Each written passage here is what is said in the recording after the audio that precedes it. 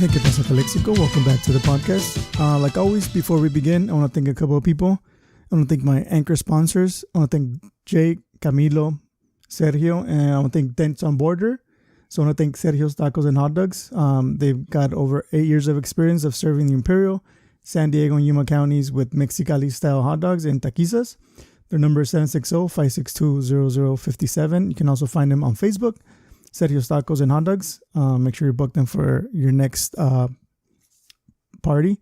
I also want to thank Dylan Castillo from Castillo Bookkeeping Services. If you're in need of any bookkeeping services, you may contact them at 760-960-7601 or through email at acis1025@yahoo.com.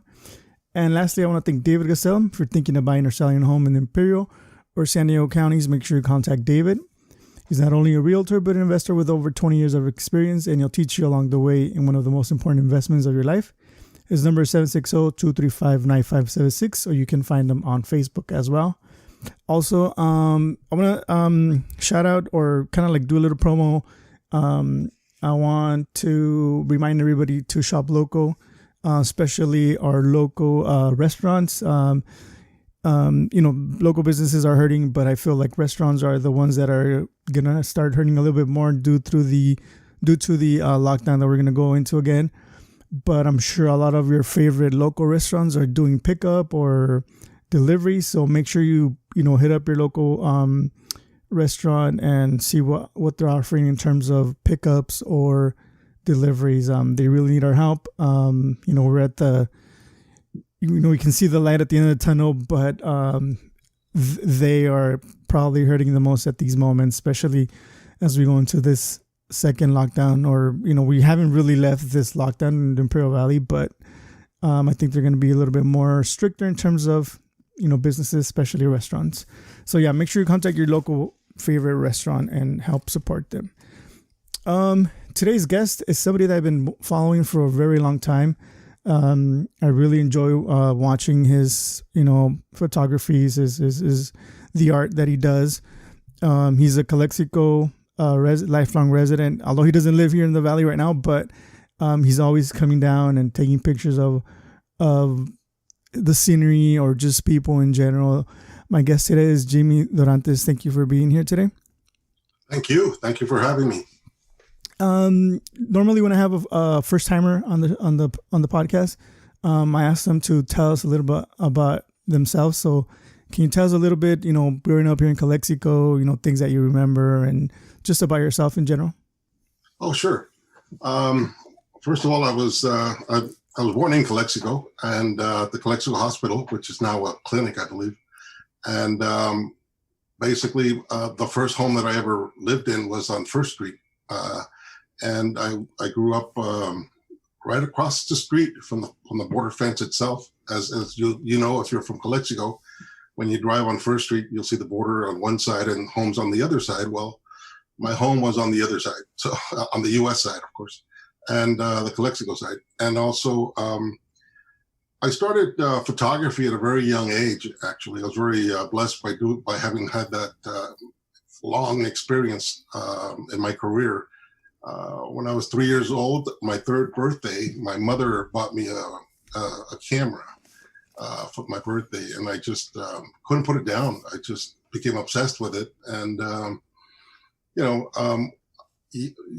couple of years, maybe a year and a half, 2 years, when I was about 4 or 5, my sister was using the family camera all the time, and I was really wanting to use that camera. It was an Instamatic. Kodak Instamatic, square format, and I just I wanted to take the family photos instead of her, and I just really, my sister was much older, of course, and she knew what she was doing, and so my sister Irma taught me how to basically look through the viewfinder and how to capture images, and gave me basic instructions on that family camera, and my first shoot. My first roll of film that I shot was basically a lot of cut off heads. Basically, I couldn't frame it correctly. I wasn't sure if I was capturing what I was seeing or if I wasn't. I still remember it was kind of confusing what I was looking at through the little square hole. And so I cut off a lot of heads on the first roll. And my mom, took me aside and lectured me and said, look, if you're going to be using this camera, I don't want you wasting any film, not a single picture. I pay for this. I want you to just, take good pictures. Don't waste my money, basically. And so I said, okay. And so as a kid, you listen to your mother, and I listened to my mom all the time. And so I got the next roll of film, and I started being really careful, making sure the heads are in and everything, and taking my time with each picture. And after the first roll of film, after the lecture there, they started coming out better, much better. And then I realized that the more it took, the more better they got. So I kept taking more and more family shots around, First Street in front of our house. And my friends, I would invite my neighbors over to come over, and, I'd take pictures of them on their new bicycle or whatever, just capturing the life of my own life as a kid, as a child. And somehow, some way I managed to get a large collection of photographs, and just over time, and those pictures, I started collecting the negatives because, I didn't want my mom to pay for all the printing all at once, all the time. So I remember I was collecting my negatives and putting them under this little, like a table, like a living room table. And it had a couple of drawers, and that was my little hiding place for my negatives. Well, didn't know this, but one of my older sisters, Diana, she shouldn't have said her name, but oh well, she knows. She went in there one day after our mom told her to clean the living room, and she saw all my negatives, and I wasn't there when she saw them, and she threw them all away. Wow. So I didn't get to see a lot of my pictures at an early age. It was probably about 6 years old, and all those negatives, like months and months, maybe even a couple of years worth of negatives, were thrown away, and I never got to see the results. That's life, I guess. So I kept taking pictures, and my mom, was impressed with the pictures because she didn't have to throw them out. She didn't have to take the pictures. She just gave me the camera. And so I took, family shots and pictures of her and everybody, life, as it is. And also, as I was starting to get more and more familiar with photography, I wanted to learn how to do it, like give it the best. Learn. So I started reading magazines at an early age on photography. Back then, there were a lot of great photo magazines back then, like Camera 35, American Photo, all Popular Photography. All these different magazines were giving advice on how to take better pictures. So I would read the articles and study the pictures that they would use.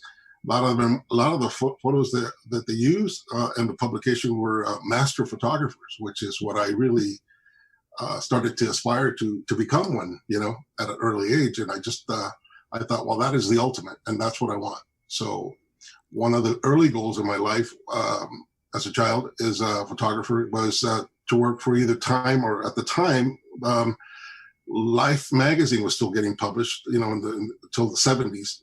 And so one of my goals was to work for Life magazine or Time magazine, I'm sorry. And sure enough, I kept working at it. And when I was like 12 years old, I ended up in the Calexico Chronicle. The Mr. Stepling, the publisher at the time, was also the photographer and the writer. And I hit a home run as a little leaguer at 12. And that introduced me to Mr. Stepling, the publisher of the Calexico Chronicle.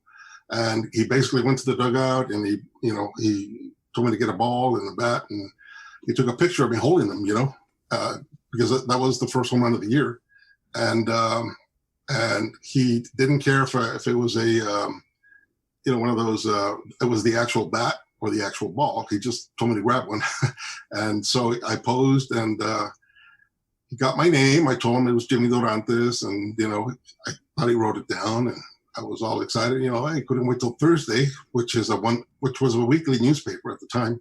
and the paper would come out Thursday afternoon. So Thursday comes out, and I get the paper, and I'm like, I think I was in the front page, and he put my name in Spanish, Jaime. And I thought, what? I was really upset, you know. It really pissed me off. And I thought, no way. I told him Jimmy, and I always use my name Jimmy. So anyways, long story short, I wanted to get a correction, or I wanted him to fix it somehow. So I was upset, and somehow I met this one of my friends at the time who was actually working for the Chronicle. He was a delivery guy. He threw the newspaper from the back of a pickup. And we had a talk about what happened, and he said, well, you know, I just happened to work at the Chronicle, and I throw out the paper, and he said, we need another guy to help me, because, you know, we're one person short. And I said, oh, okay, I'll go apply so I could talk to Mr. Stepling, maybe bring up the subject matter, right, about his mistake. And I was really determined to fix it, you know, get it fixed. I was stubborn, still am, but I went there, and I met Mr. Stepling. My friend introduced me as somebody willing to work on the back of the pickup with him, because I was a little leaguer, so I could throw a ball, I could throw the newspaper. So, long story short, Mr. Stepling took over the conversation, and after cussing every other word, you know, if you know him, that's the way he talks. So he basically got me to, he hired me on the spot without me even saying a word. So I forgot that I was going to bring something up. It just left my mind, you know. So I said, oh, I'll take the job, sure. You know, because I never even thought of making money, you know. At that age, you know, I was getting an allowance from my parents, and that was all the money I was getting, you know. So I took the job as a paper boy, and I started working with Mr. Stepling, and I never brought up the issue, you know, about my name, because you don't correct your boss, right? Yeah. It's the other way around usually. So I basically told I saw Mr. Stepling's pictures that he was doing, and I didn't like the fact that they were coming up with hair and dust particles all over the negatives. And so he wasn't very clean, because he had a lot of stuff going on in his plate. You know, he had he published it, he typeset it, he did everything, and he published it, you know. So to me, I thought, well, you know what, I'll offer myself to be a photographer for him and see what he thinks. So I go up to his office, and I brought a bunch of prints, photographs, and I showed him what I could do in the darkroom, and he was very impressed. And he says, "Oh, that's one less thing he had to do." So he said, "Okay, you know, you're hired."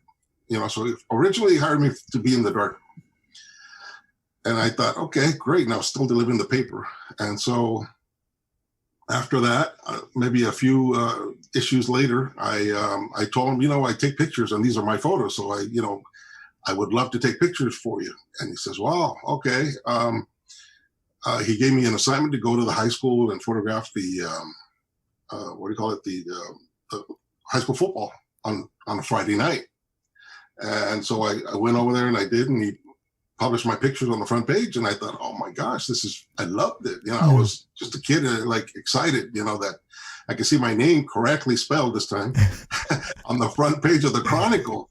And I was like, wow, this could become like an addiction, you know, or a habit, you know. And I really, really got involved with the newspaper business. So I continued working there for 3 or 4 years throughout high school. And then I moved up to the Imperial Valley Press, where I actually, was a part-timer because I was still in school. And I would work weekends or, evenings during the week. So it wasn't full-time work, but it still kept me busy, you know, wherever they needed me and all that. And I got daily newspaper experience. And at the same time, I would go out and photograph my own stories. You know, I'd go to Calexico and photograph the border, which is what I was very familiar with, because my house was across the street from it. And I had a huge collection of photographs that I would take by sitting in my front lawn with the long lens and the camera, waiting for people to jump.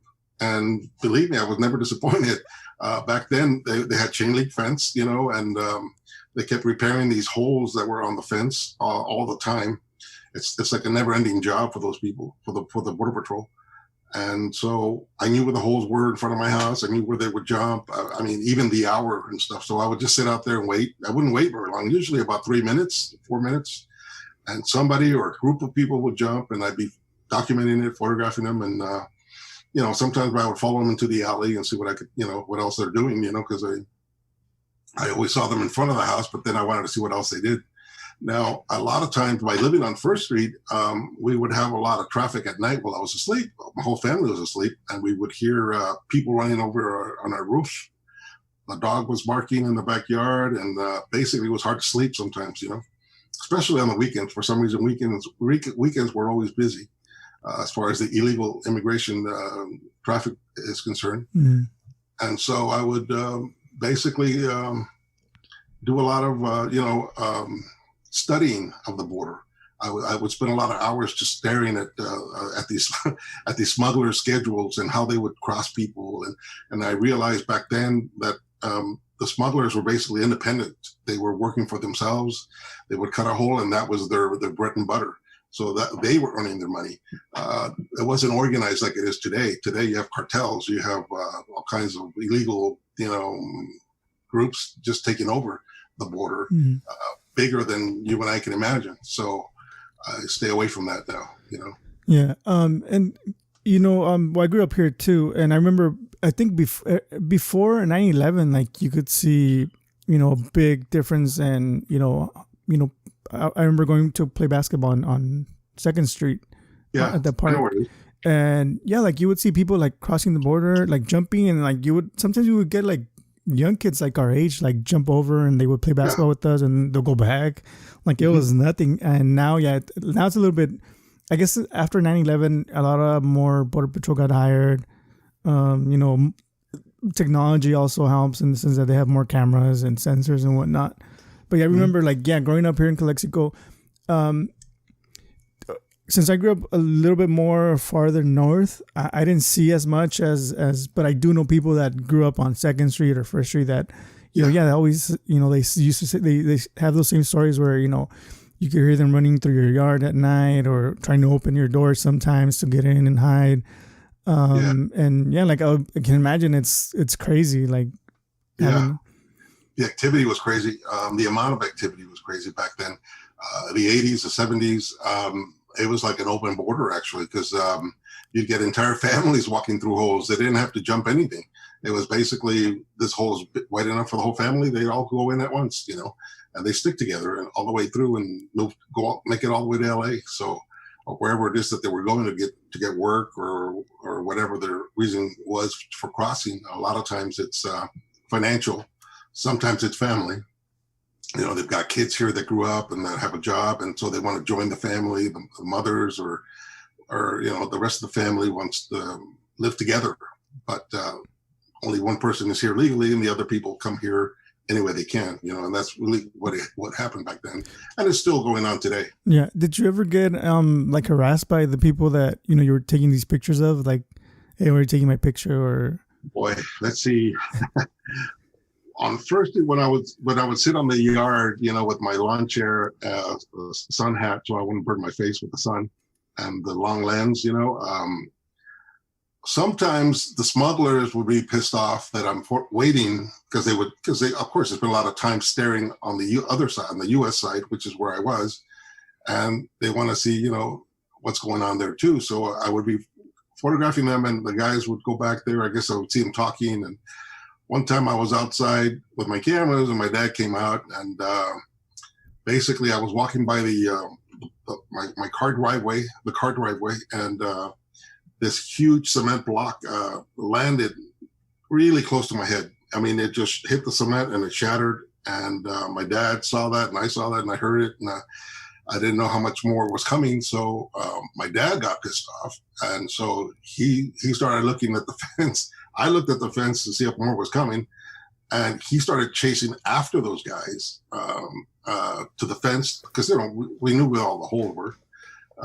And so I basically went in there, and I mean, he went in trying to get back to Mexicali to chase them down, and I chased after my dad, trying to pull him away from the fence because you don't know how many guys are out there and what they're capable of doing. So I had the sense back then as a teenager to pull them away.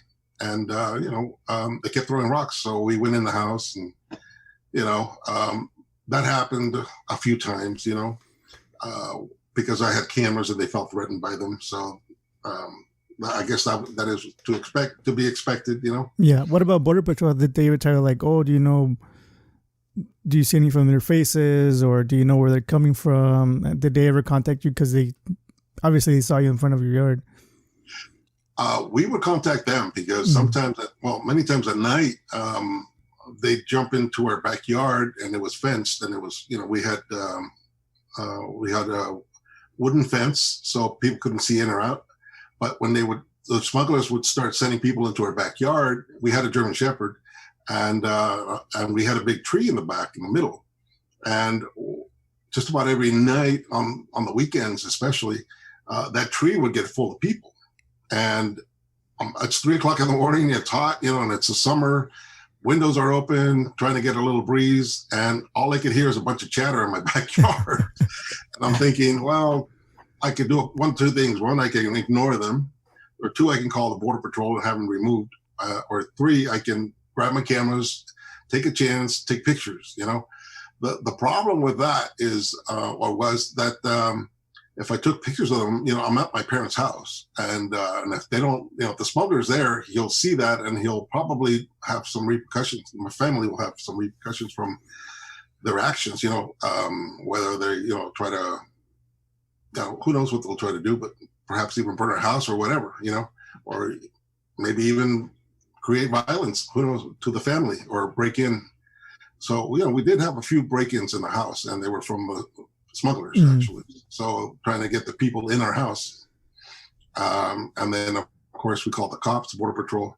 I'm not going to say it was a war zone, but it kind of felt like one because so much activity was going on.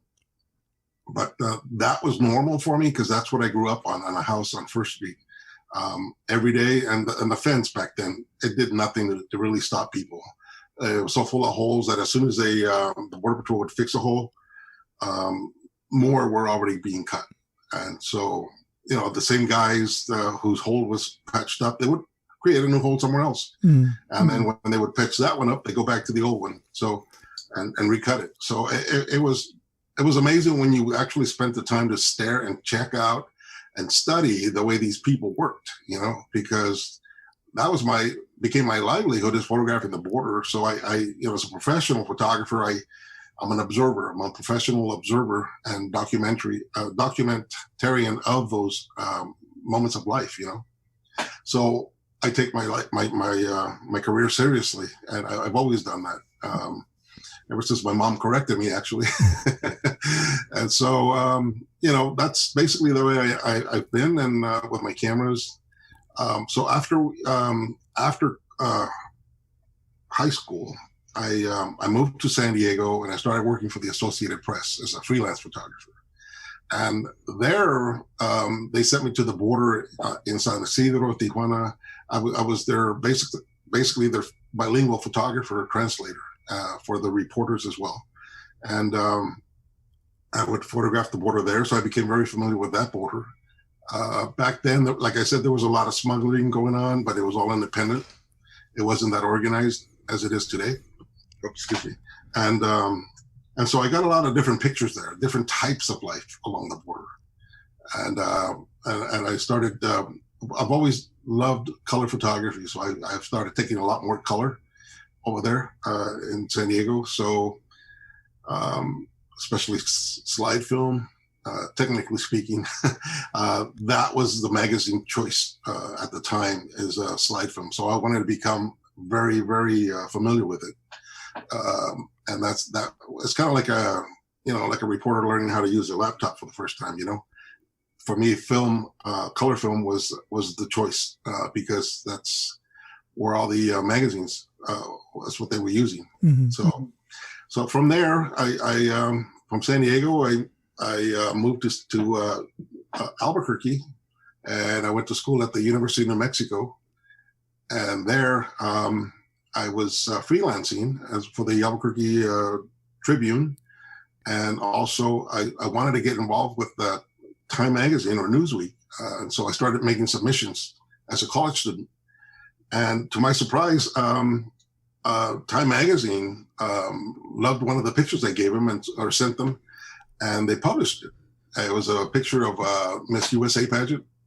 It was happening in Albuquerque at the time. And as a student, I shot it on speculation, hoping that they would publish it, and they did.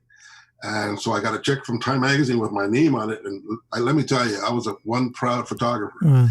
When I saw that, that was a great moment for me.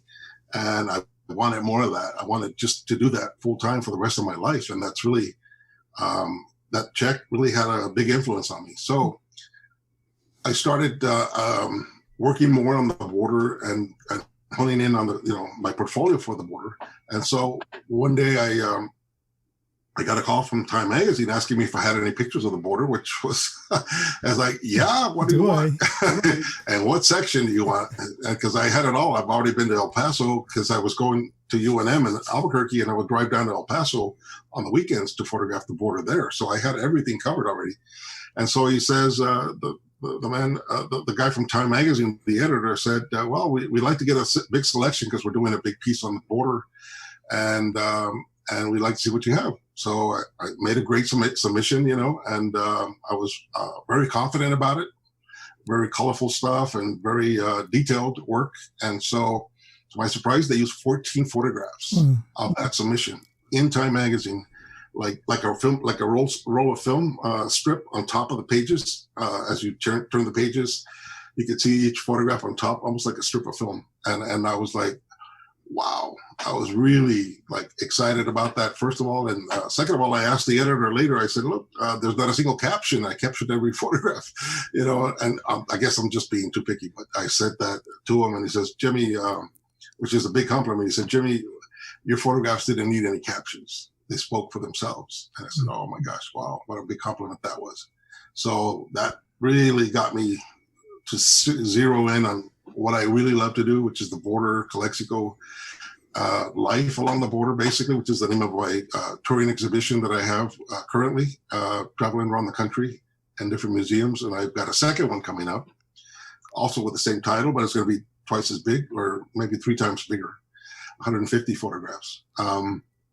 So my work is happening, and then COVID hit, unfortunately, and the exhibits have been put on hold until life resumes and museums can open up again. So that's basically where I am. And I've also done a photo book on the border. It's called Life Along the Border. And now I'm working on a second edition of that book with new images and hopefully a new story. I'm going to write my memoir as well. That's a whole separate book. What are some of the other border towns that you visited besides Calexico, San Isidro? El Paso, Nogales, been on the Tecate, of course, Jacumba, all these different areas. There's more borders than I realized. And also, Yuma. See, a lot of times we just think of the three main ones, which is El Paso, Calexico, and San Isidro, but there's a lot of small ones in between. Columbus, I think Columbus, New Mexico has a border as well.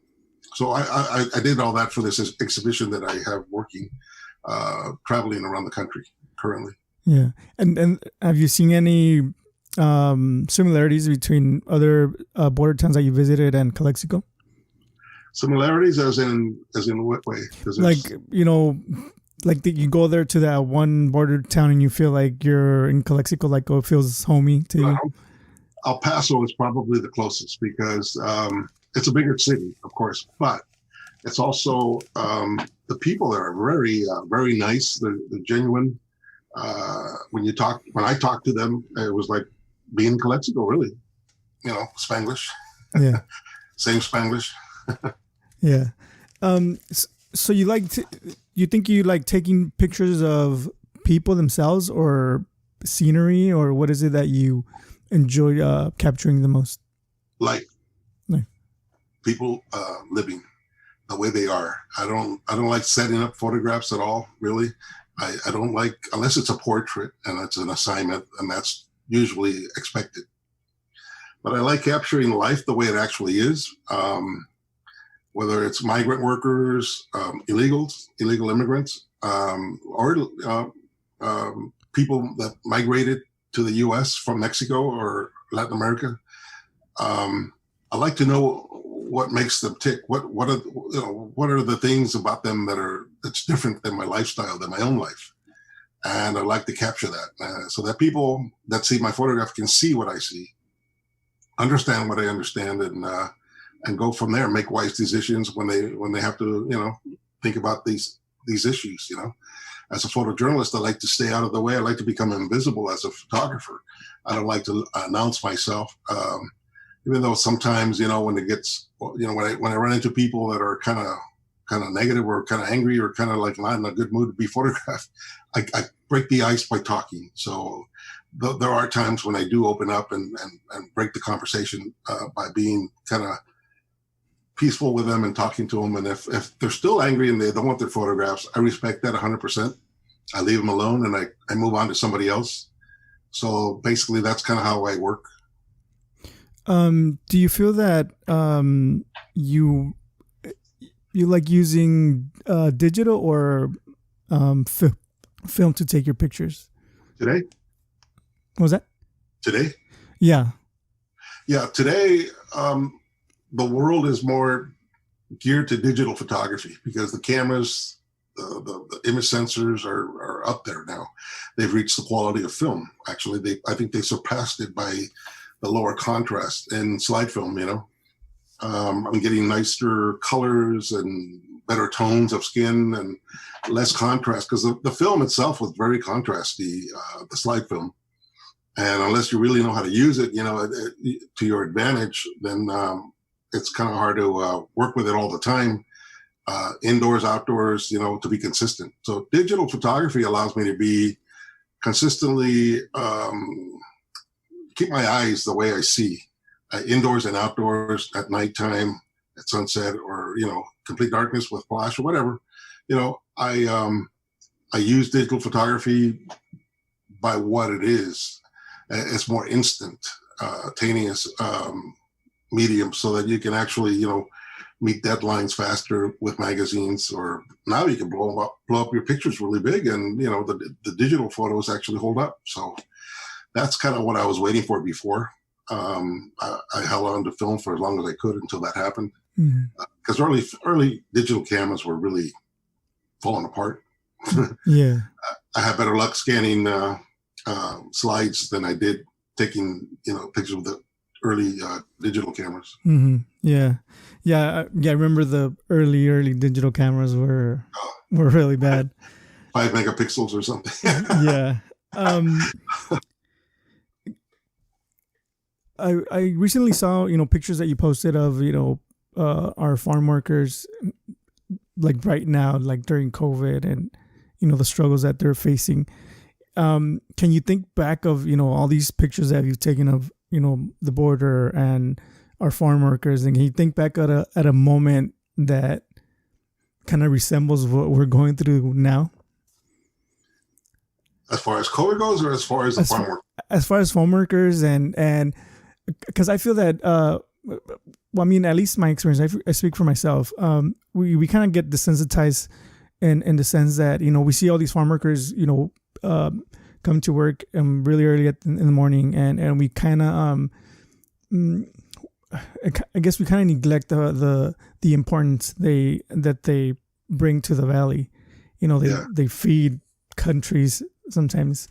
And yet, we see them every day, every night. We go out and party, and we're crossing the border with them. And, we kind of, like I said, we get desensitized. But now with COVID, I feel like a lot of people are kind of like noticing how much they mean to us, to the valley, to people in general. Like they get to eat what they're, picking up from the fields. Have you ever, thinking back, have you ever seen a moment in time where like we're kind of like realizing their need, the way that they make this valley grow and be in the valley, like be alive?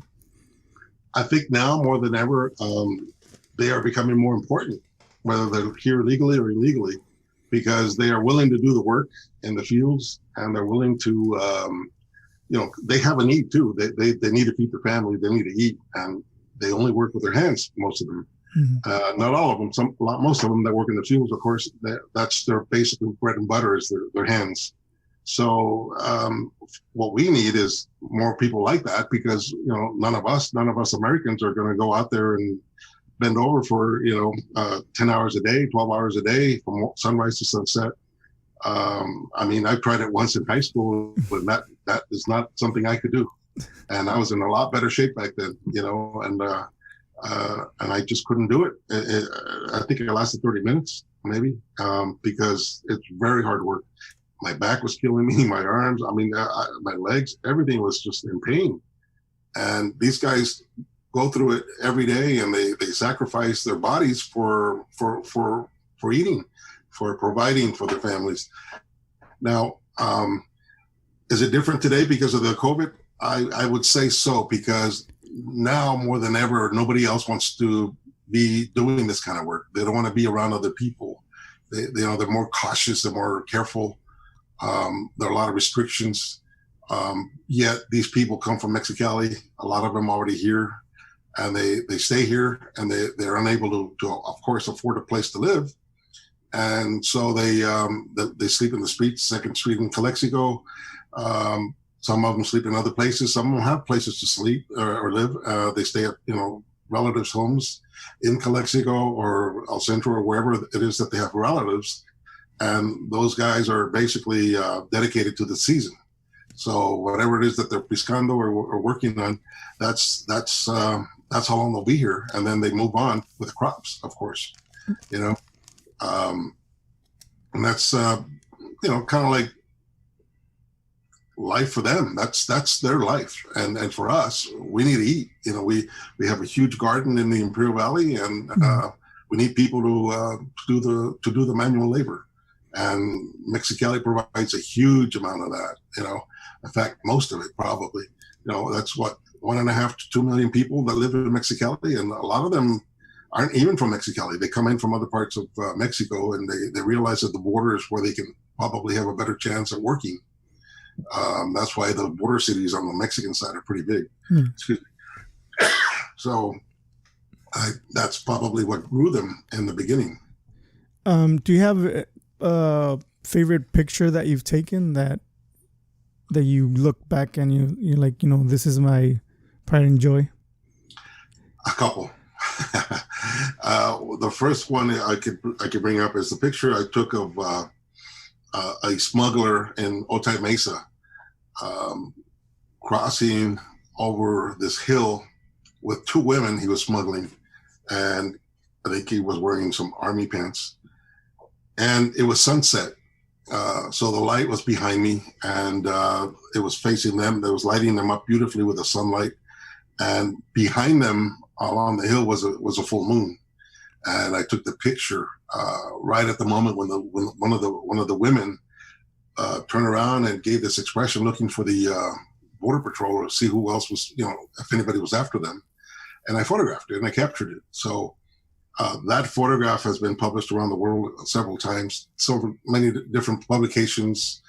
It's been in books. Time Magazine used it as one of those 14 pictures I told you about. It's been in a lot of different publications, I think. And I had a huge spread in a magazine in Europe that used it at a huge double-page spread. So that, to me, was the moment that I captured that I felt was representative of what I can do. And not the only thing that I've done, but what I can do is my potential, I guess. The other photograph was a moment I captured of my high school classmates on the last day of high school when we were teenagers, and we just graduated, and that was the last day. So we ended up going into one of my classmates' sister's house, I believe. They had a swimming pool, and it was hot, and the middle of June, right, early June. So we went in there in the back, and they had a pool. We all just started going swimming, and people brought beer, just so much beer. And so as soon as people started showing up late, we started throwing them in the pool. And it became a thing where if you show up after a certain hour, you're going in the pool with your clothes on, whatever you showed up with. Mm-hmm. And I got thrown in. I don't know why, but I got thrown in. They took my camera and they threw me in, and that was fine. Wanted to cool off anyways, but but that was a fun time. And anyways, I took a portrait of these guys that were sitting there posing. They wanted the picture taken, so I said, "Oh, okay, sure." I'm not a guy to say no. So I went over there and I set up my picture. The portrait itself was already set, and I started seeing a lot of activity behind them in the background. And I waited for the moment that I wanted to capture and tell a story, because that's my main thing. Is if it doesn't tell a story, it doesn't interest me. Posing people is one thing, but actually capturing something else beyond that is really what interests me the most. And when I see other people's photographs and what I see in my own work as well, is I want my photographs to tell a story or several stories. And so I did. I waited and I watched, and I kept. These guys were not going anywhere. They were set, and in the frame. And the background on the left, I saw these guys about to push a guy named Cartoon into the pool. And no, it wasn't Cartoon. Cartoon was pushing this guy into the pool, and he had a beer. And on the other background, all these different things were happening. There were another couple just, kind of drying their clothes. And then Terry in the background, she had her hand on the door. I mean, and even on the left side, on the way back in the frame, there was a guy combing his hair. Martin Jaime. And so I started seeing all these stories evolve into a moment. And right at the peak, when his beer was in the air and letting go of his hand, and the beer was spilling out, and he was about kind of mid-flight, I captured that moment with every other moment on top of the layer of the portrait.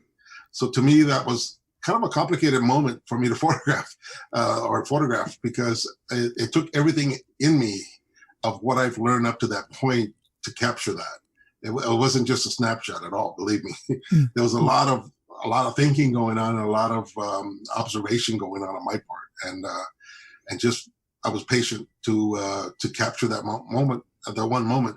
Now that whole evening, I mean the whole pool party, I only had 2 rolls of film, of slide film, and every single frame I didn't want to waste. So I've got about 2 rolls worth of good pictures, really good pictures that I really enjoyed.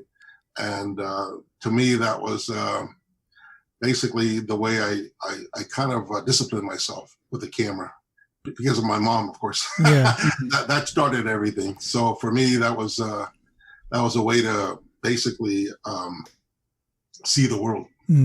Yeah, and like I was talking to you yesterday, and I remember during high school, and probably like a year after high school, because I used to hang out with my friend was a year younger than me, so I would, even after I graduated, I would also go to high school parties, because I used to hang out with guys that were younger than me. And I would always carry a disposable camera, and it's fun. It was fun to carry these cameras and then put them in a drawer, like you said. You had a drawer full of negatives, and just one day like pick a camera, go develop it, and it was a surprise. You didn't know what you had taken pictures of. I mean, you were more careful with the pictures you took, but I was like more like I just took pictures of moments that were going on, and yeah, I think that's like the something that I miss about old style pictures. When you develop pictures, is that the surprise of what's going to be in that roll of film. And now with digital cameras, is like you have millions of pictures of the same group of people that are like, none of them liked the way they came out, so you took that same picture over and over and over. And before, it was like you took one picture, maybe 2, just as a backup. Yeah. But and then like I was telling you, like you learn a lot from the pictures you take, because the people are in that moment, they're not trying to pose for the camera. They're just in that moment that you learn so much about them, like somebody that doesn't like to comb their hair, or somebody always has a dirty shirt, or and nowadays it's like everybody's posing and maybe a little bit fake, you could say. What's that? Maybe a little bit fake, Yeah, it is. A lot of the stuff you get today from cell phones and all that stuff, it's narcissistic, maybe. People want to, take selfies of themselves in different situations or places and show off their bodies or whatever, and then use social media for that purpose. So the purpose of photography and cell phones is different than camera photography, which is, if you're serious about photography, you look at it as a professional, at least I do, professional means, doing things that are going to be more useful. But at the same time, after learning a lot about photography itself, the history of photography, learning what has been done and what has not been done, hopefully, it allows me to be creative in a different way and expand my art, like you said earlier, basically learning from what you've done in the past, from the past role. As a photographer, I've always learned from my last roll of film. I don't just look at pictures to see who's there or if they're smiling or any of that stuff. I look to see if I captured the moment that I was trying to capture. If I captured the story I wanted to say or that I saw. Not that I wanted to say. I wanted to say whatever happened and spoke to me. The way I see life is telling the story of what I visually see. And one of the tricks that I use for myself is I shut my ears off, even though I don't use earplugs. I shut my ears off and I just focus on the sense of my eyes to talk to me. Because if I start allowing the stories to reveal themselves visually, I start to understand what's going on and how each person is, how their manners are, what expressions that person is using mostly or when, and I'm able to capture that at the right moment. I don't like to get a lot of noise in my ears thinking, oh, this, or thinking of that, or even thinking of other things. When I pick up a camera and I'm actually working, I'm actually really focused on what's going on in front of me and nothing else matters. It's a lot of concentration. And it takes a lot, I learned photography and photo history at the University of New Mexico, and I studied that, and I studied the masters. I've always studied the masters daily, in fact, because they did things already. It's done. And I'm able to study what they've done and read up on how they thought and what went through their minds. My photography, I believe, is personal. My photojournalism, my documentary work is personal in a way that I'm trying to capture what excites me personally. Which story is exciting me? Which message am I capturing here? Is there a special story I can capture with this lens or that lens or camera or film or whatever tools I use are basically a reflection of what I'm thinking at the time when I arrive. So for me, photography is a very serious art. I take it extremely serious, and even if I come home with just one photograph that I feel really good about, and I spent the whole day trying to capture that one image, to me that's success. Sometimes, and I'm maybe too hard on myself, but sometimes I come home with nothing that impressed me, nothing that I captured that I really want to share or even look at.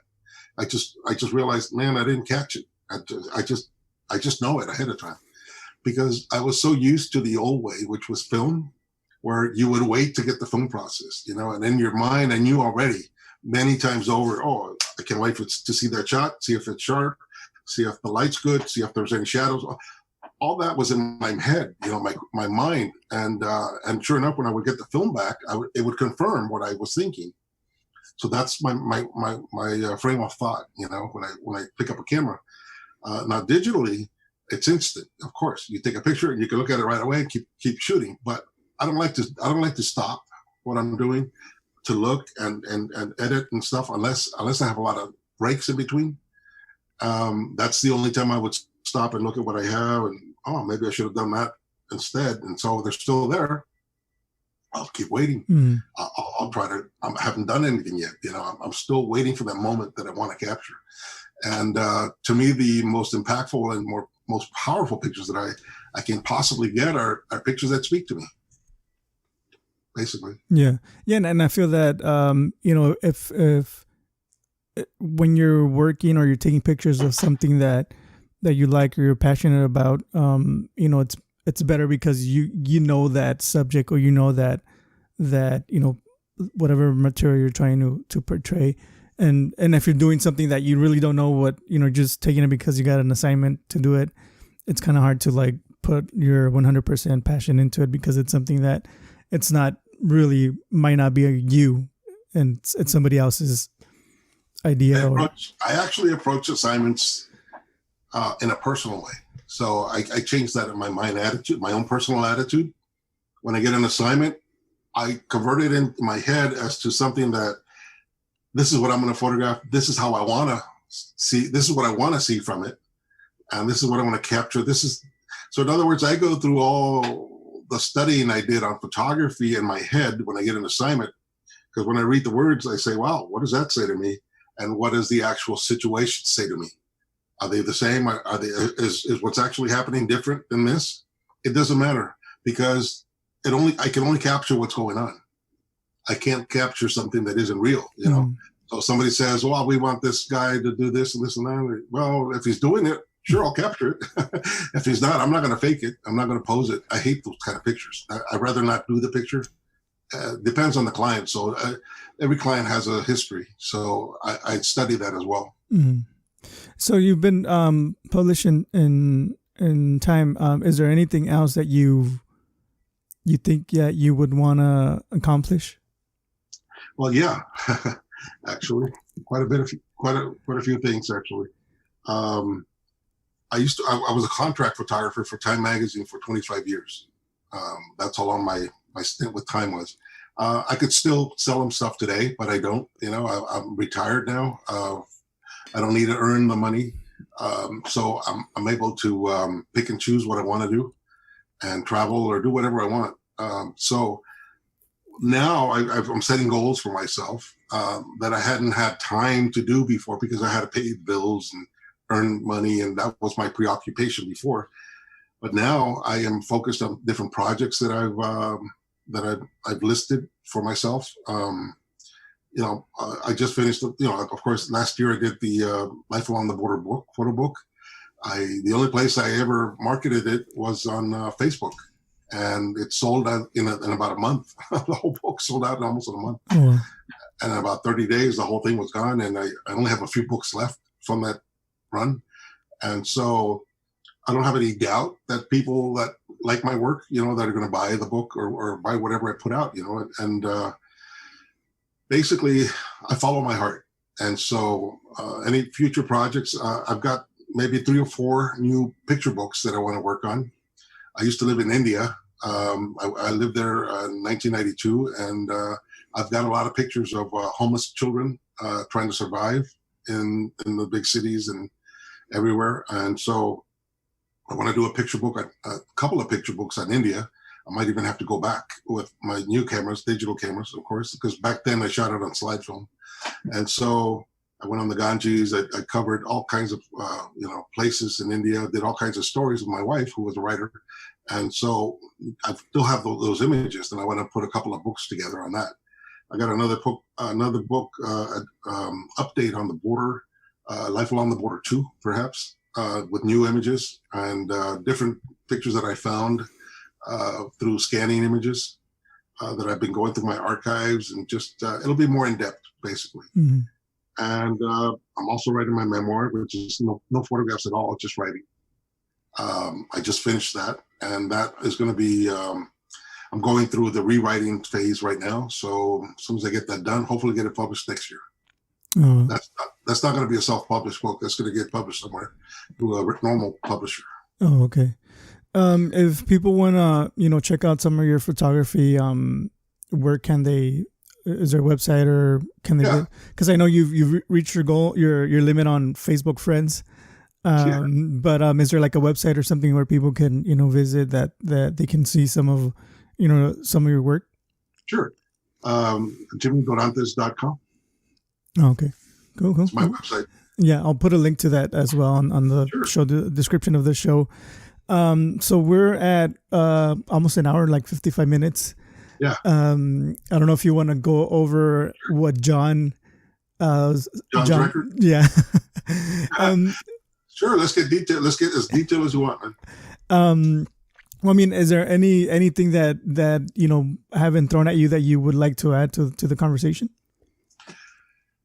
Let's see. The COVID has really kind of dampened my ability to find and photograph freely around the country. Of course, I had planned on doing a trip along the border again this year, and I had to stop because of COVID, actually.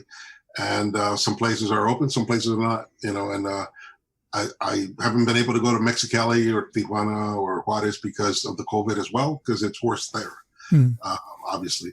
And also the cartels are pretty bad in Tijuana. So to me, Mexicali, Calexico is my home. That's where I feel safest. And there is a lot of violence, of course, against journalists along the border. And that's something new because of the cartels. And so I'm well aware of that, and I'm trying to stay away from those areas. I've already been there, and I've already covered what I would love to cover, but I wish I could cover more in Tijuana, but I have to wait until things settle down. All depends on what the news says about the cartels and COVID and all that stuff. So some things are on hold, and I can't go to India right now either, because if I fly there and then I'm stuck there, who knows how long before I can get home. Yeah. So all my traveling plans have basically stopped. And so in the meantime, what I am doing is I am going back and forth to Calexico a lot, photographing street photography, doing the life in Calexico. I want to have a very comprehensive study of Calexico, my hometown, in a way that hasn't been photographed before, in a way that I could tell the many stories in town, the many stories that I'm aware of, that you're aware of, growing up there, that are different from anywhere else in the world, because I've been around the world several times, and I've been all over Latin America, and there's nothing like Calexico, seriously. And to me, if I can master that area and just capture life the way it is, the way it really is, that is a very high goal that I have set for myself. Becoming a master photographer is another goal, and my life and right now, I have the time, I've got equipment, I got all this free time to do it. The thing is about me, one thing you'll learn about me is I don't limit myself. I don't believe in fear. I don't believe in limits, but I am cautious. Okay, so there's a fine line between being cautious and being afraid. I'm not afraid. I'm just cautious that I won't come back with my cameras if I go to certain places, seriously, because of the violence and the drug world and all that other stuff. So if you're cautious and you're careful, that's not the same as being afraid. I'm not afraid. But with that said, my goals are basically, I set myself higher goals than I would ever set myself, because now I have the time to do it. I don't have to worry about money. I don't have to worry about, hours or working here, working there, or, for this and that. I can always turn down the assignments, or I can always turn down work and just focus on my projects. To me, that's more important. Can you elaborate a little bit on what a master photographer is? The master photographers are the ones I studied when I was a child and throughout high school and college. Those are the ones that have photographs that are that last forever, that you can look at it. They're timeless pictures. They speak for themselves. They don't need any captions. They speak to all kinds of people. Anybody that sees those photographs will understand and learn something from that picture. That's the master image. And photographers that are called master photographers have mastered that craft so well that they can do that whenever they go out and they capture life. I grew up as a child looking towards Life magazine, which all of a sudden, when I was older and had a car and all that, Life magazine stopped publications being published. So I was like, oh no, what is there left? National Geographic, Time magazine, that was basically all that's, aside from Life, that's all that was left to kind of like work for. you know. So I kind of go with the punches, roll with the punches. Whatever's available, I wish there was a magazine today that dedicated to storytelling and pictures, but not many publications have been going bankrupt. So I don't know. It's just a sign of the times. Yeah. A lot of newspapers and magazines are, struggling to keep even local news, local news channels are struggling to stay afloat, and it's sad because that's where you get, especially with local news, you get the your news, things that are happening in your area. Yeah. Go ahead. Yeah, also, the thing I want to say about the news today is not the same as it was when I was growing up, by the way. Journalism, I think, has been put aside. And today you get a lot of propaganda. A lot of newspapers today are basically for this or for that. TV stations are either this or that politically. And that means that they will ignore genuine stories from the other side. That's not journalism. Mm-hmm. Journalism basically captures documents and reports on life that would interest everyone. And basically, you're supposed to be impartial. Today, you don't find that. You don't find true stories in journalism that are impartial, that requires an investigative reporter to come up with a story and actually dig in to find the truth. Instead, today, you get news desks and news organizations that are assigned a certain platform to use and to document from that point of view. And that's not journalism that I grew up with. I grew up with being an impartial journalist, and regardless of whether it impacts this person or that person in a certain way, it doesn't matter. What you're reporting and documenting is what's really happening. And I don't see that anymore. That's sad. Television started that issue with covering a lot of the celebrities and all that stuff, and excuse me, and that turned a lot of people into celebrity, hounds or whatever you're going to call them. People caring about the rich people or whatever, famous people. But if you and that also had an impact in photojournalism, because a lot of the photographers were becoming paparazzis. They would go out there photographing celebrities because that's where the money was. And unfortunately, as journalists and photographers and writers and editors, all these people go where the money is. Of course, they have to support their own families, but journalism has changed a lot since the 70s and 80s, and even before that, actually. Even so, in the 90s, I would say it was still good, but then television had an influence, and then also the digital world. Digital photography has also changed the way photojournalists work. You get a lot. I'm not going to say a lot, but you get some photographers that are faking pictures in Photoshop and doing things like that. And they get caught sometimes because they're into award winning and all that stuff. And oh my gosh, wow, it's just like a whole other world today. All these different doors have opened, and so some people go through those doors that they shouldn't, and some of them understand and they have dignity with their work, and they stay firm where they stand, and which is what I do. I don't cross that line myself, even if I'm doing this for myself, even if I'm doing a book for myself, which is not journalism, but it's my own book or my own work. I do that because of self-respect that I have for myself. Yeah. Is there anything in digital media that you kind of do like or feel there's a positive outcome from it? Instantaneous news. You can actually find pictures of just about any news story, and somebody has a cell phone photograph or a cell phone video of it happening anywhere in the world now, and including Latin America, India, anywhere. Most people have a phone with a camera, and a lot of times back then they would try to find out, does anybody have a picture of this or that event, and it's only the photographers that had it because they were assigned or they were there already covering it. Today, for example, you've seen all the riots, you've seen all these people, cops hitting people or shooting people in the back or whatever, those kinds of stories, and they were captured on cell phone. Mm-hmm. Well, because of that became the story, the news story. And it changed a lot of and influenced a lot of the news media on their coverage of the police, on the coverage of agents, federal agents, or whatever, because they have footage that they can actually look at and over and play over and over in the news media. That's changed a lot of attitudes, and the cell phone has influenced a lot of the news today. Most, like for example, that explosion they had in Beirut, I believe it was on the port.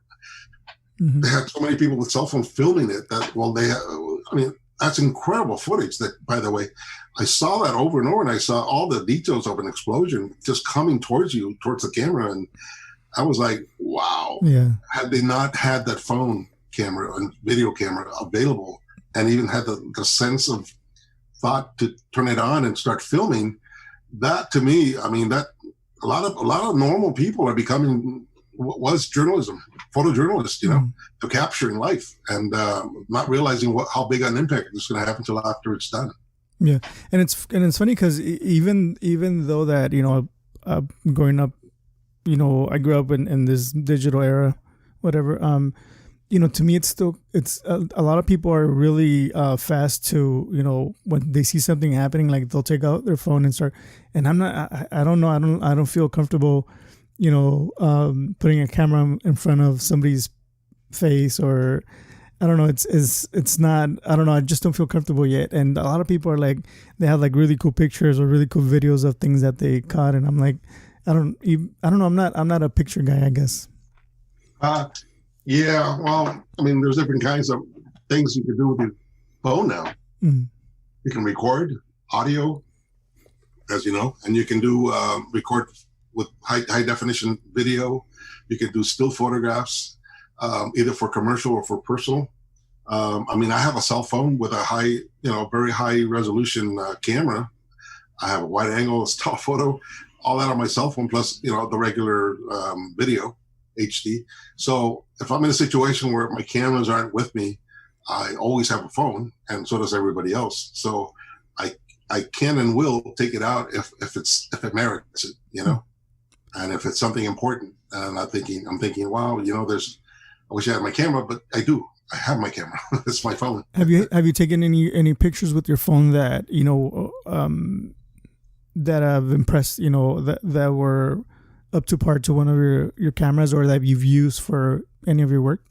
Yes, actually, I took a picture of. I was at a restaurant in San Diego, ordering some food at a deli, waiting for the camera store to open up, and I didn't have my cameras with me, but I had my cell phone, and I'm sitting there eating, and the light just came beautifully through the window on my table, and I had the stuff laying out, like a fork and a straw, and I don't remember what else, toothpick or something, and it looked beautiful. It just spoke to me, and it told a story. Excuse me, at the time, the hour, and what was going on with the light going through the straw and landing on the table. So I took out my cell phone and snapped the picture, and I printed it, and it's been sold. I've sold it already. So. Oh, wow. Yeah, so it happens, it's just people they don't need to know that it was my phone. Because it's just as sharp.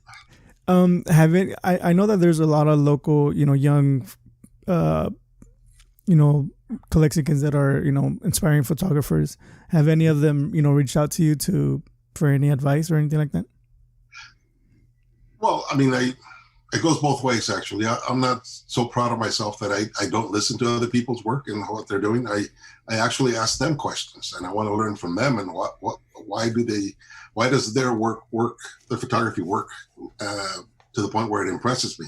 So Angel Esparza is one of them. He's got an incredible eye for video and photography and graphic arts. He's an artist. And so whenever I see something he's done, it's very creative, very different, and he's documenting Calexico as well. So to me, I enjoy seeing what he does because he has a different frame of mind than I do. His is art, graphic arts, so he's a very graphic photographer, so to speak. I'm a people photographer, so I capture moments and I tell stories with those moments. But I also love and enjoy capturing, scenics, excuse me, pictures of the city, pictures of beautiful light and all that stuff. But that's not my main thing. I mean, I learn what I can from other people. And if there's a situation where I can use it and it comes up in my mind, then I use it. Mm. Yeah. I think photography is very mental. You got to really think about what's going on, to capture. Yeah. And even for me, like doing this that I'm doing, like podcasting, there's been a lot of people that are wanting or they have started their own podcast in the Valley and they reached out to me and a lot of people think that, because I've reached out to people that kind of do the same thing and ask for advice. And I feel that a lot of people feel that when the people that are doing say if I want to start photography and I want to reach out to you, a lot of people feel that you're gonna say no or I don't know. A lot of people because it happened to me I want to ask so and so to be on the podcast or for advice but I don't do it and then later on I'll meet up with them or talk to them you should have asked me, I would have said yes. And to me it's I'm really open to people asking me.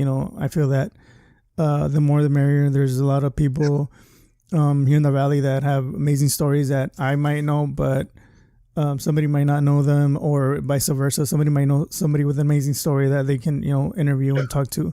And I just feel that, the more the merrier, especially if we can shed a spotlight on people from the Valley, just to put them out there. I mean, that's... Oh, I agree 100%. I never turned down a person that wanted to know more about my work or how to work or how to use a camera or whatever. If they want to ask me a question, I'd be more than happy to answer them if I have the answers. If not, I can look it up for them. Interestingly, because of Facebook and all the friends that I have, I think I have close to 5,000 maximum, friends that I'm allowed on Facebook. Most, or if not half of the friends that I have are professional photographers. Now, I hate to say this, but I get several, I'm not going to say a lot, but I get several colleagues, professionals, that have their own way of seeing things and doing things. They're not just complimenting, but in private, they want to know how I did this or what I used for that. And they want to work, they get, that's for my advice sometimes, and that to me is the biggest compliment because not only do I admire their work and other people's work, but they feel the same way about me, which is I'm like, okay, I'm just doing what I love and I'm doing what I enjoy and documenting the people that I know, the people, the place that I know, Calexico. So I could pour my whole heart into that, So if I could share that with anybody else, then I'm open to it. Yeah, and I feel that the way you can tell a story with the picture, I feel that sometimes that's what I try to do with with the podcast, with the conversations that I have. I think that, do you have an uncle named Jack? Jack Tapia. Yeah, well, I remember one time I saw him. I haven't seen him in a while. I think I don't know how well he's doing. But I remember one time I saw him walking and I would see him walk all the time and picking up trash. And one time I stopped from my car and I was like, why do you pick up trash? And he's like, well, it's in my way. I'm walking, it's here and I'll just pick it up if it's making Calexico look cleaner. Like, why not, right? And that that kind of thing kind of really amazed me. Like somebody I could have done that too, but I didn't have, and I remember I reached out to him. I even had like a YouTube channel with my son, and we invited him to the house, and we recorded a little conversation with him, and was it you? I think I saw that. Yeah. Well, that was you. I thought that was funny. It's like, whoa, what's my uncle doing there? Yeah, it was me. That's funny. And I remember talking to him and just even the conversation afterwards, because a lot of the times, even with the podcast now, the conversations I have with people before and after we record are amazing. And I remember having a conversation with him after we recorded, and he's like, "Oh, I'm not being recorded, right?" I'm like, "No, don't worry about it." But he was telling me some crazy stories, but yeah, he's really funny. But yeah, just the things that that there's people like that here in Calexico that do things that are, they just do them because it makes Calexico look cleaner, like he would say, or or just because it's just the right thing to do. And I feel that, I kind of like go through Instagram and Facebook, and I find all these people, and it's really encouraging to talk to people like him, like you, like many other people that are, in love with Calexico, and they want to share the story and share, their town with other people. And it's like I said, it's the way you do photography, tell the story about Calexico and the people in Calexico. And that's kind of like my goal with the podcast as well. Oh, awesome. There you go. So you understand what goes in my head. Yeah. And it's crazy because for a long time, I kind of had like this chip on my shoulder about Calexico. Because like I said, I grew up in Las Pichoneras, and I always kind of like felt left out, because we were like the low income homes, the Section 8 kids. That shouldn't matter. But like, and I felt that way because when I would play in the CYBL, it was a basketball league, and we kind of always, you always felt like when we would walk into the gym, like, oh, here come these kids, like the troublemakers, or because a lot of the kids that lived in Pichoneras were a bunch of misfits. Like they were come in and tag up the restroom or break windows or do things that, and so like, we would kind of like, were looked down upon, like sometimes, and you feel it, especially because when, I grew up in Las Pichoneras, I grew up there because my dad was a manager. So I was like, quote unquote, a middle class kid living, and so I kind of like knew all these things. My parents were more on top of me than most of the kids that grew up there. So like I kind of learned how to read the room and see how we were being treated. I remember the first time hearing the word discrimination was it came from my dad. We were in a basketball tournament in 29 Palms, and here come all these kids from Calexico. Nobody knows Calexico, and a bunch of us were speaking Spanish and not wearing like really nice sneakers, but we were really good.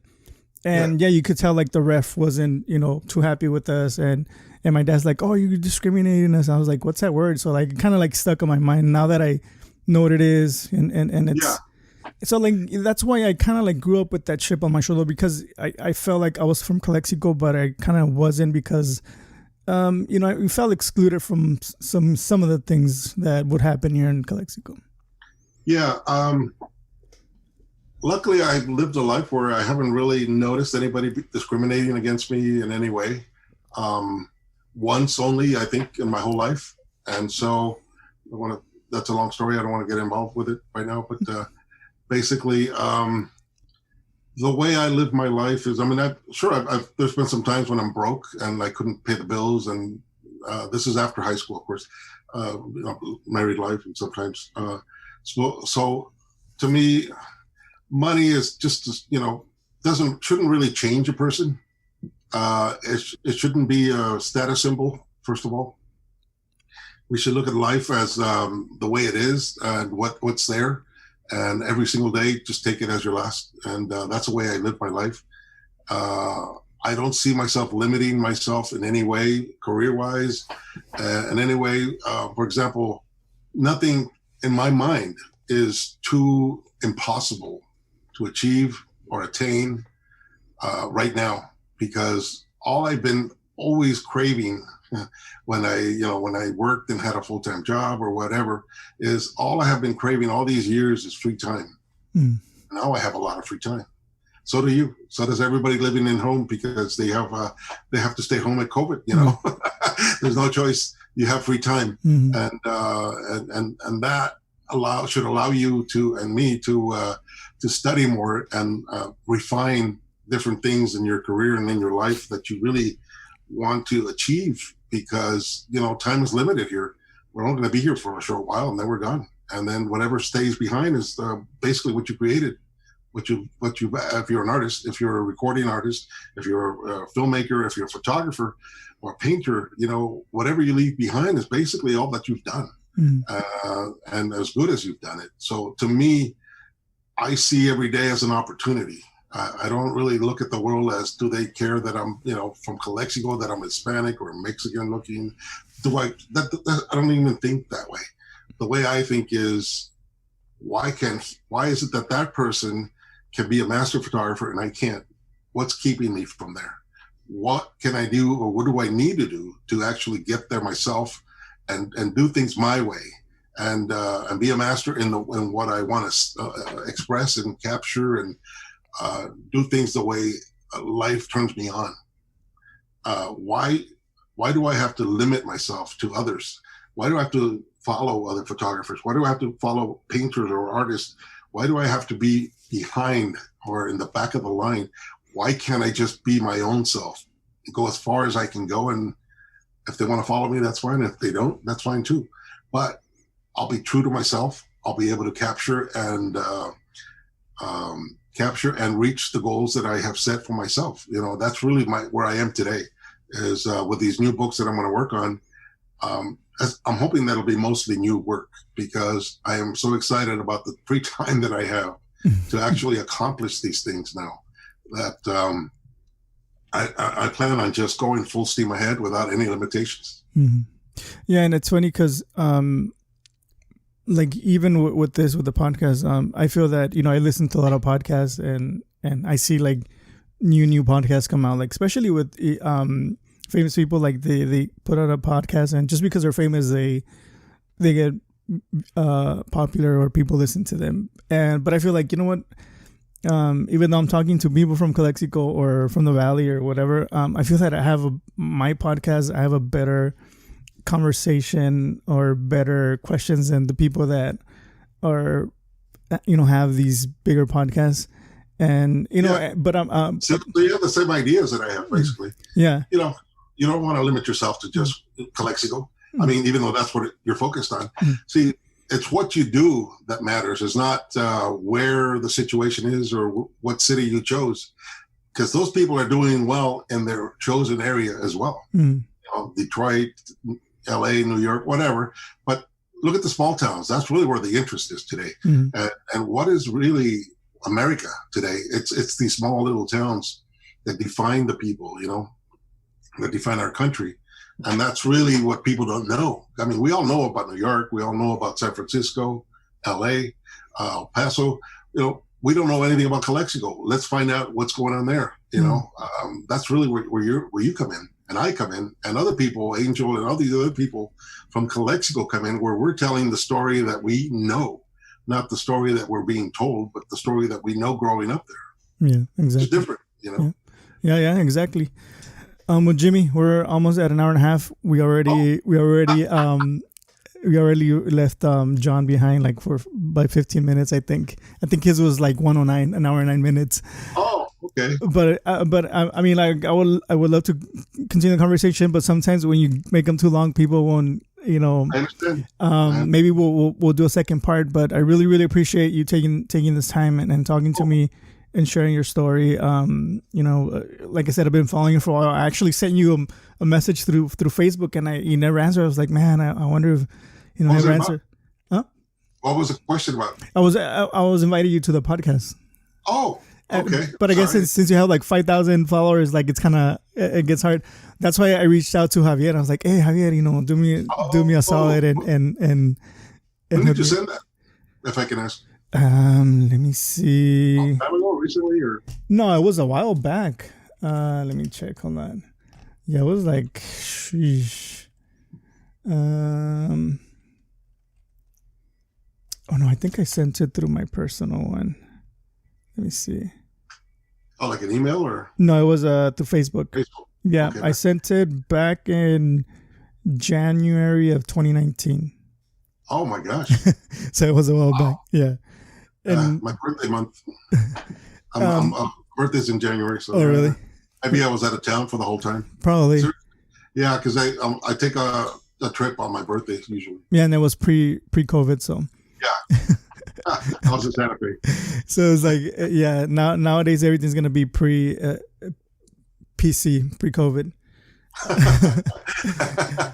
So yeah, you know what? You could actually, if this one has a lot of meat in this interview, you can actually split it in 2 parts. It's already done. Yeah, I could probably do that.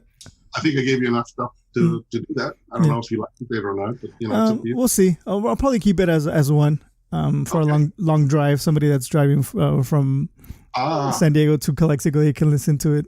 Oh, that's a good idea. I wouldn't have to drive. That's right. Yeah. There you go. Problem solved. Yeah. There's actually a podcast from Mexicali that it's called El Crimen. It's a really, really cool podcast. It's about, like murder crimes in Mexicali. And they do them like in 20, 25-minute segments because they say like, if you're going from one point to another in Mexicali, it normally takes you like around 25 minutes. So, their goal is to make them in 25 minutes. That way, if you're driving around Mexicali. In the car? Yeah. Oh, interesting. So, yeah, El Crimen is really good. It's in Spanish, but it's really good. I actually had the guys on the podcast and really good conversation. Well, Jimmy, thank you again. What was that? Okay, I'm sorry. Go ahead. No, go ahead. Did you want photographs to work with the story, or yeah? If you can send me those, that'll be great. How big a resolution does that matter? No, not really. Okay, I'll send you some. Mm-hmm. Well, Jimmy, I talked about. Yeah. Well, thank you so much for, like I said, taking this time. For beating John's record on the on the time. But yeah, I really appreciate. I really enjoy the conversation. Like I said, maybe we can have another go at it in the future. Sure. And then I'll be looking forward to so things get back to normal, and maybe we can see your pictures in the museum and stuff like that. Yeah. Maybe after my memoir is published, you can do another one. Oh yeah, for sure. All right, guys. Well, thank you so much for listening. Thank you for watching, and we'll see you guys. Oh, make sure to wear your face mask, social distance, wash your hands, stay safe. It's just getting crazy out there, but we're all in this, and we can all bring these numbers down and keep everybody safe. Especially our health coworkers that are, going crazy right now. So please be safe. And we'll see you guys in the next one.